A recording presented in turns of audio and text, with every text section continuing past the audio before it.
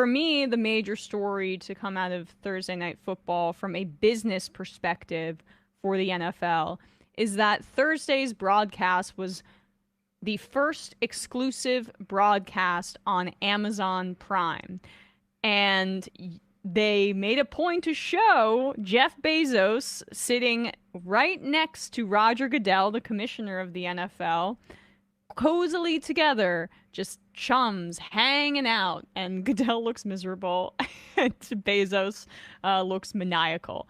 So there they are hanging out, and I forget who said it, but it was one of the people employed by Thursday Night Football, which is now, again, going to be exclusively broadcast on Amazon Prime after Amazon outbid the cable providers and paid $1 billion for exclusive rights to Thursday Night Football.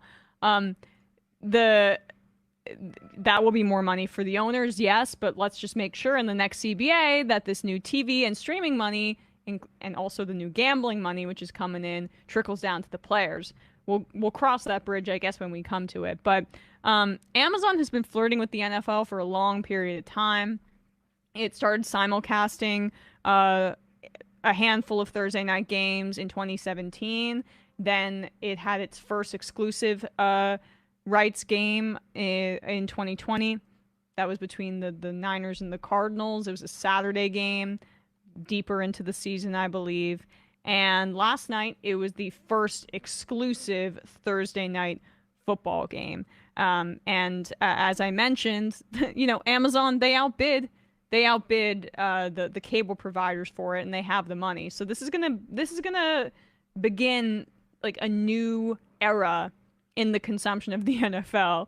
Jeff Bezos, in addition to talking, what? I was just going to say, let's see him commiserating with the normal folks. This is a man of the people. With the common masses. He was not just in the box with Roger Goodell. He was down on the field clutching that guy's hand. Look at that extremely or that person, normal. I can't see what their gender is from here, or don't want to assume it, but so tightly. Look at that extremely normal hand grab. That is how I do a handshake. Me and him are holding hands because we are now friendly that I'm broadcasting football. Yeah. Then he has that weird laugh he does too now. And like Tucker Carlson-esque laugh. Oh yeah, very put on. And I saw someone zoomed in on that photo of him clutching that person's hand and said, when your Amazon worker leaves 22 seconds before their shift is over, and Bezos personally drags them back to the warehouse. There are a lot of good memes going around about what like that handhold would entail if it were to metaphorically represent Amazon's practices towards its laborers and its workers. But I digress. This is, I think, another just wrinkle in the budding relationship between Jeff Bezos and the NFL as team valuations continue to increase and, say the congressional probe into the misconduct of one Daniel Snyder continues to roll around. He's sniffing around Jeff Bezos. Now they have a really serious business relationship with the NFL, and apparently he was not interested, Bezos, in buying the Broncos, which were up for sale, and ended up going to the heir of the Walmart fortune, one of the Waltons, who now owns the Broncos and did not hire their current head coach, who is effing up. That we'll get to that in a little bit. But I think this is a part of an effort for Bezos to get even more involved in the NFL, and not just in terms of providing a streaming service for some of its programming, some of its games. I think Bezos does want to buy the Commanders. That's my guess, and I think he would be the owner of the Washington Post. He'd be the owner of the Washington Commanders, and the NFL would be thrilled to be able to, one, have an owner with that deep of pockets in its ranks.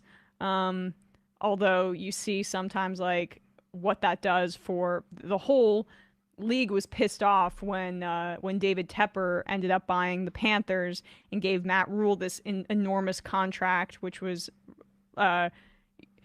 set the precedent for other owners. Damn, maybe we have to pay first-time head coaches like that too. Bezos, I'm sure, would blow anybody out of the water with those contracts since those are not subject to any salary cap issues. It's just which billionaire wants to decide to pay more. So I think he could definitely buy Washington. Selfishly, I hope he doesn't, because Dan Snyder is so incompetent that I would like my division rival to continue to be in the gutter. But at the same time, like, the owners, they could excommunicate Snyder if it gets so bad because he hurts the shield, and that wouldn't be the real reason they do it. They do it because they have an even wealthier guy waiting in the wings who could take over and continue to raise the valuation of all of the teams just by his ownership and presence. If it potentially meant that Dan Snyder would have some sort, like, more, like, some greater semblance of culpability in terms of, like, actually complying with a congressional subpoena, or if, like, it led to something moving in that investigation, or potentially, like, criminal charges or something, I would be all for it. But honestly, I don't think it's a bad guess, only because what more do these rich guys want than to have some massively bloated, enormous, too big to fail asset they can just park money in and no matter what happens, basically print it via ticket sales, season passes, concessions, merchandise. TV deals. It is literally he could pay himself. That's with right. Thursday Night Football. Absolutely. He could pay himself with Thursday Night Football, and also Bezos could the Commanders, if he were to buy them hypothetically, they could go 0-16 every year, and he would still be making billions of dollars every year. It simply wouldn't matter. Yeah. And so I think that's his end goal. I'm not exactly sure, but just a reminder though that this is not what we want. I'm sure that if you're a Commanders fan, you might want it because he would spend all the money that's necessary to, I don't know, not have your stadium fall apart, to hire a head coach that is a hot new commodity, perhaps. To create facilities that are up to standard, and to maybe not, sexually harass your employees and create a culture of systemic racism and misogyny like that of Dan Snyder. But what we need more of is a push for collective ownership and models like what we have seen in Green Bay, which is an oasis in terms of its structure in an NFL that is just more popular than ever and making more money than it ever has. More collective ownership who prioritizes wide receivers in the draft. Well, yes. If we could write that into the bylaws, you also have to completely neglect skill position players. But the thing is like a collective that would be created in a modern era, there would be like a modern understanding of how to run a team that is not, in my opinion, connected to the structure of the No, Packers. Of course not. They just fetishize their own process, and they have for so many years. Yeah, I don't hold them accountable for freaking like Brian Gutekunst, who's just like actually I think at this point like A, trolling Aaron Rodgers, and B, like begging him to do something about it. Essentially, like how many more defensive guys and running backs in the second round or third round can I draft before you absolutely explode on me? Before you just retire. Yeah, retire, exactly. Rage retire. Go on a 20-month ayahuasca retreat or something like that. So we'll see. But another thing I want to point out though is there is a problematic element to this going to Prime, in that now people have to spend additional money to get Prime if they don't have it. And it's not included in your cable package, sorry. And if there were reports of people in their 70s or older people who don't necessarily understand how to use streaming services struggling with this. I mean, that's always going to be the case with technology. I understand that. But I'm more concerned about the way in which this will likely affect the consumption of the product from regular people, because the NFL understands that they can gouge you, and people are going to watch a Thursday Night Football game, especially when the inaugural one on Prime is between Justin Herbert and Patrick Mahomes. So I'm a bit concerned about the increase in price that you need to access this product.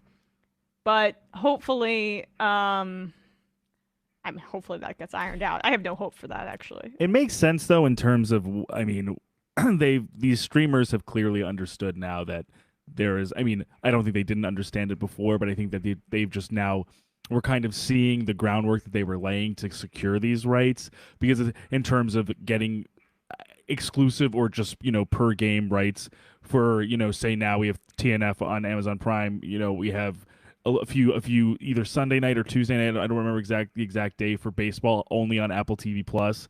Like, they're understanding that there are people who would probably,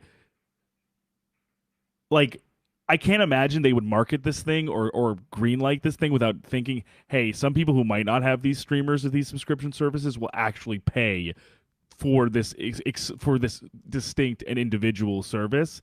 And but it's also, as with every streamer, every single oversaturated weird move that they're making is just to kill cable. It's just to murder cable. It's just to get everyone's reliance off of their cable box and cord cutting. And eventually, they're gonna be selling bundles of streaming service packages, like in the same way that they sell cable, and then they'll gouge that. AKA new cable. It's just gonna be how can we bundle all of the streamers that we have, AKA cable just for streaming.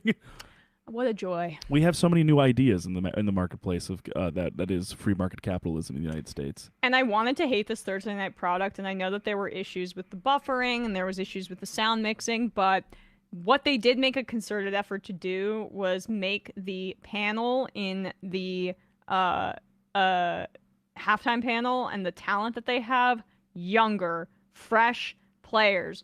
Ryan Fitzpatrick, yep, right off of coming out of the league, who has a lot to say. Richard Sherman, recently in the league, has a lot to say, has his own podcast, and openly hates Russell Wilson, which we'll get into, tweeting the chef emoji about his bad play the other day.